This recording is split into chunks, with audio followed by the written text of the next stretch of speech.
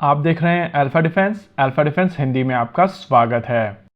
आज के इस वीडियो में हम लोग बात करने वाले हैं J20 के बारे में और ये कॉन्वर्सेशन थोड़ी अलग है। बेसिकली मेरे एक कोलीग हैं जो इजरायली डिफेंस फोर्सेस में पहले काम करते थे और उनके साथ में आमतौर पर हम लोग चाय के ऊपर चर्चा करते रहते हैं। इनका नाम है एरान।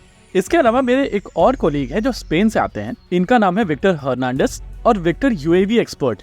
आज सुबह विक्टर, एरान और मैं चाइना को लेकर बात कर रहे थे और इन स्पेसिफिक J20 को लेकर। देखिए, पिछले कुछ समय से J20 को लेकर भारत में एक बड़ी कंसर्न रेस की गई है और आमतौर पर लगातार हम लोग ये चीज बार बार डिस्कस करते आए हैं कि चाइना की तरफ से J20 फॉरवर्ड डिप्लॉय किए जा रहे हैं और अब भारत के साथ में लगे हुए बॉर्डर के साथ में चाइना की तरफ से 200 से ज्यादा J20 डिप्लॉय कर दिए गए। पहले तो हम सभी का मानना यह है कि ये 200 का नंबर थोड़ा एग्जैजरेटेड नंबर है, लेकिन अगर हम लोग इस 200 के नंबर को मानकर चलें तो भी चाइना की तरफ से ये सारे के सारे फाइटर जेट एक साथ भारत के साथ में लगे हुए बॉर्डर के ऊपर डिप्लॉय नहीं किए जा सकते हैं। डिप्लॉयमेंट बेसिकली कई फैक्टर्स के ऊपर डिपेंड करता है। आपके पास एक गिवन पॉइंट ऑफ टाइम पर कितना क्रू है, कितना स्पेयर है, कितना सपोर्ट स्टाफ है, किस तरीके की फैसिलिटीज हैं जैसे कि harden shelters etcetera. Basically Bharat के साथ में लगे हुए बॉर्डर पर चाइना की तरफ से 2 जगहों पर बड़ी डिप्लॉयमेंट की जा सकती है और ये 2 जगहें काशगर और होतान है। जहाँ होतान लगभग 400 किलोमीटर दूर है लाइन ऑफ एक्चुअल कंट्रोल से, वहीं काशगर लगभग 700 किलोमीटर दूर है लाइन ऑफ एक्चुअल कंट्रोल से। अब ऐसी सिचुएशन में भारत और चाइना के बीच में ईस्टर्न लद्दाख में एक डायरेक्ट कॉन्फ्लिक्ट होता है तो ये दोनों के दोनों पोजीशन भारत की BrahMos supersonic cruise missiles, tactical ballistic missiles और long range air to ground missile systems की रेंज में है। कुछ उसी तरीके से भारत के भी फॉरवर्ड बेसिस चाइना की रेंज में होंगे और जिस तरीके से भारत चाइना की इन दोनों लोकेशंस को टारगेट कर सकता है, कुछ उसी तरीके से चाइना भी भारत की इन लोकेशंस को टारगेट कर सकता है। इमेजिन कीजिए कि अगर चाइना की तरफ से प्रीएम्प्टिवली स्ट्राइक करके भारत के इन फॉरवर्ड लोकेशंस को टारगेट किया जाता है तो भी भारत डीपर बेसिस से चाइना के इन पॉइंट्स को टारगेट कर सकता है और एक बार अगर वो सपोर्ट सिस्टम कोलैप्स कर जाएगा, यानी कि radar, fuel station, ammunition depot etcetera, तो J20 का डिप्लॉयमेंट होने के बावजूद इनका इम्पैक्ट बहुत ज्यादा नहीं रह जाएगा। देखिए, कॉन्फ्लिक्ट को आप बॉक्सिंग मैच की तरह देखिए। अगर एनिमी की तरफ से कई पंचेस मारे जाते हैं तो इन रेस्पॉन्स आप भी कुछ पंचेस मारेंगे और लॉन्ग रेंज रॉकेट आर्टिलरी आपको वही पंचेस देती हैं जहां पर आप रनवे, रेडार स्ट्रक्चर्स एक्सेट्रा के ऊपर डिपेंडेंट नहीं होते हैं।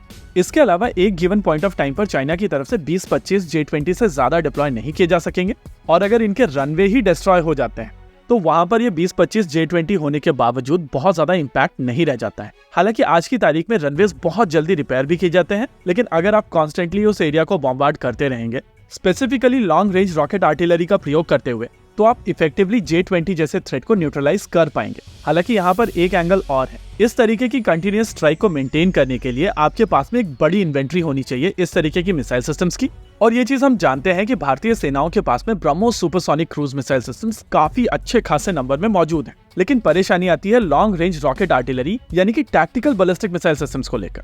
देखिए, यहाँ पर प्रलय बैलिस्टिक मिसाइल सिस्टम सबसे इंपॉर्टेंट मिसाइल सिस्टम है और माना जाता है कि इसकी मैक्सिमम रेंज 500 किलोमीटर तक की है। ब्रह्मोस की तुलना में ये सस्ती मिसाइल सिस्टम है और अगर भारतीय सेनाओं की तरफ से इसकी इन्वेंट्री को बढ़ाया जाता है तो प्रैक्टिकली चाइनीज एयर डिफेंस को भारत यहाँ पर सैचुरेट कर सकता है। ऐसे में जैसी सिचुएशन में भारतीय वायुसेना आज है और आने वाले प्रोजेक्ट जिस तरीके से लटके हुए हैं, उन सभी चीजों को ध्यान में रखते हुए अगर भारतीय सेनाओं की तरफ से ज्यादा नंबर में प्रलय बैलिस्टिक मिसाइल सिस्टम को अपने बेड़े में शामिल किया जाता है तो इससे सडनली चाइना में डिटरेंस बढ़ेगा और जब तक आपके एनिमी को ऐसा लगता रहेगा कि अगर उनकी तरफ से कोई गलत स्टेप लिया जाता है तो उसके रिपरकशंस बहुत खराब हो सकते हैं।